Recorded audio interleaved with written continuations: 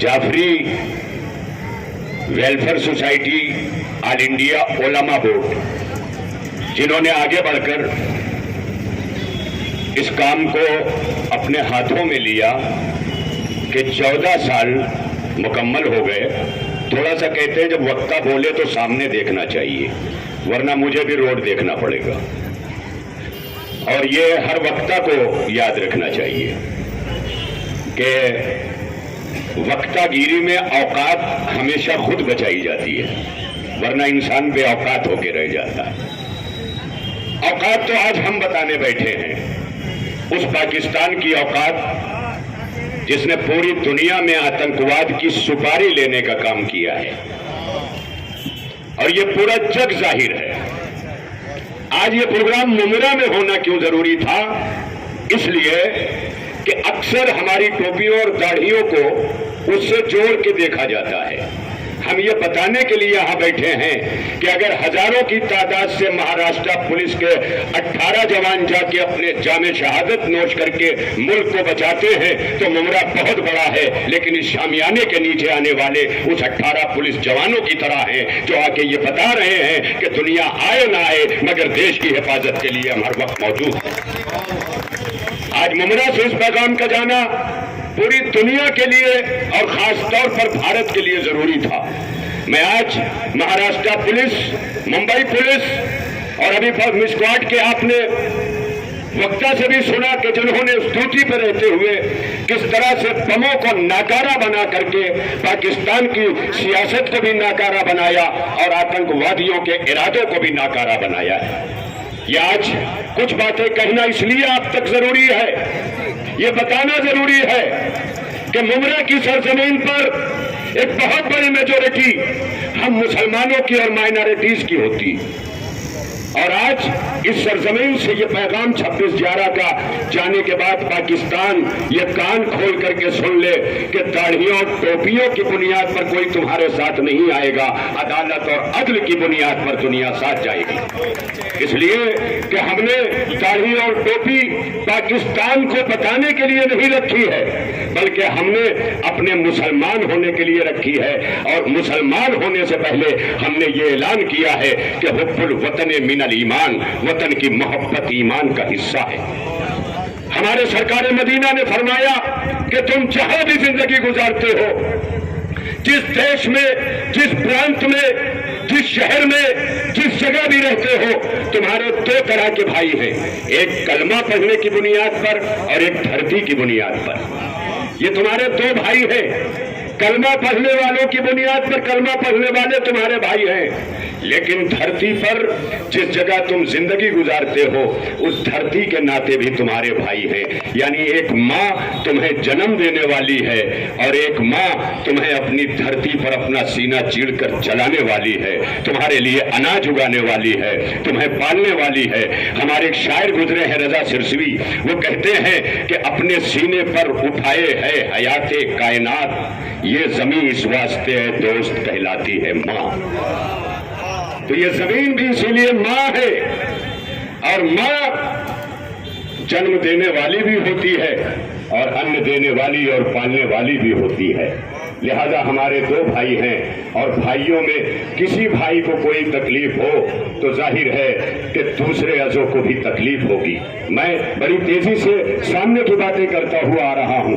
2 तरह के भाई हैं, एक ये मैंने कहा, दूसरे सरकार मदीना ने फरमाया कि वतन की मोहब्बत ईमान है, ईमान से है, ईमान का हिस्सा है, पार्ट ऑफ द ईमान है, ये वतन की मोहब्बत है। जिस जगह भी रहो वतन की मोहब्बत तुम पे फर्ज है, और वतन की मोहब्बत के लिए किसी से सर्टिफिकेट लेने की जरूरत नहीं है, क्योंकि जो सर्टिफिकेट देने का दावा करते हैं वो पहले ये बताएं कि वो कितनी मोहब्बत इस भारत माता की धरती से करते हैं।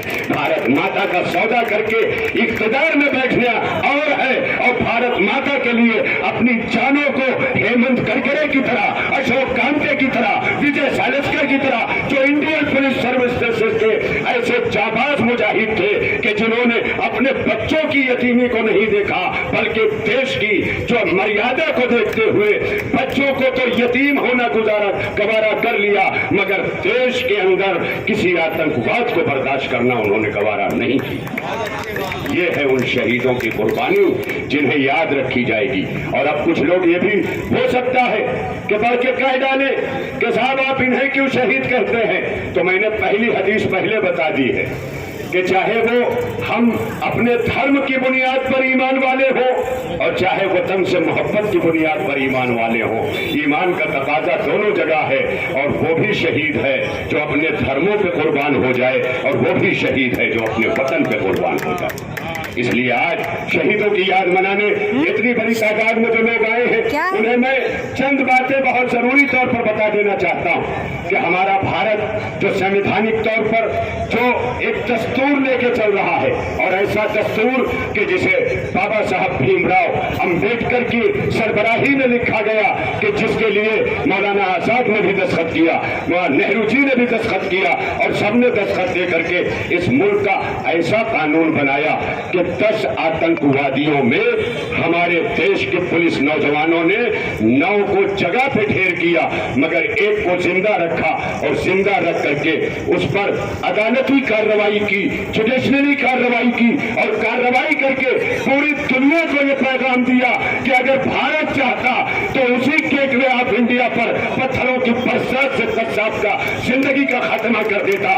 मगर हम अपने मुल्क की अदालत को पूरी दुनिया के सामने बताना चाहते थे कि हमारा मुल्क सिर्फ शुजाअत नहीं रखता बल्कि एक ऐसी अदालत रखता है जो कातिल पर भी मुकदमा चलाकर उसके गुनाह को साबित करता है। ये किया है हमारे भारत ने और ये किया है हमारी महाराष्ट्र पुलिस ने। हमारे भारत के संविधान को पूरी दुनिया के सामने आज तहौर राना जो सबसे बड़ा आतंकवादियों का सरगना रहा, ये 3 नाम दिखाई दे, 3 फोटो दिखाई दे रहे हैं। एक अब्दुल रहमान लखवी का है, एक तहौर राना का है, एक हाफिज सईद का है। ये कैसे हाफिज हैं? इन्होंने कौन सा कुरान पढ़ा है? भेजे में कुरान रखकर आतंकवाद की बातें करने वाले इब्लीस की औलाद तो हो सकते हैं, खुदा के बंदे नहीं हो सकते। मैं ऐसे इब्लीस की औलादों से बड़े कड़क अंदाज में ये कहना चाहता हूं कि कुरान जिंदगी देने के लिए है, जिंदगी लेने के लिए नहीं है। कुरान हयात का कानून है, कुरान जिंदगी का कानून है।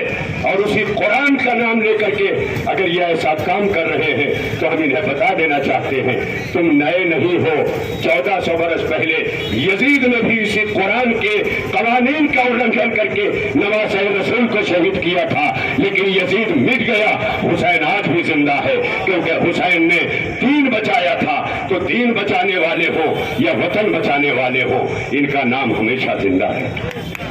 इसी के साथ मैं ये भी बताना चाहता हूं पूरी दुनिया को कि हमने कश्यप को बिरयानियां भी खिलाई, कश्यप को कबाब भी मांगा है तो खिलाया गया है। इसी आर्थर रोड जेल में स्पेशल सेल बना करके वो जिन्होंने अपने परिजनों को खोया था, किसी ने बढ़कर हेमंत करकरे जी की विधवा ने ये बढ़कर के नहीं कहा कि उसे बिरयानी न दो। किसी ने ये सवाल नहीं उठाया। क्यों नहीं उठाया? क्योंकि सबको देश के कानून पर एतमाद है कि आखिरी इच्छा लेके जीने वाले की आखिरी तमन्ना को पूरा किया जाता है। हम आखिरी तमन्ना को भी पूरा करते हैं तुम जैसे कातिलों के लिए। और तुम हो कि असलहा लेकर के बंबई में उतर जाते हो, तुम हॉस्पिटल तक नहीं छोड़ते, तुम रेलवे स्टेशन तक नहीं छोड़ते, तुम ताज होटल नहीं छोड़ते, तुम कुछ नहीं छोड़ते। और हम हैं कि तुम्हारे कश्यप को कबाब खिला रहे हैं। क्यों खिलाया?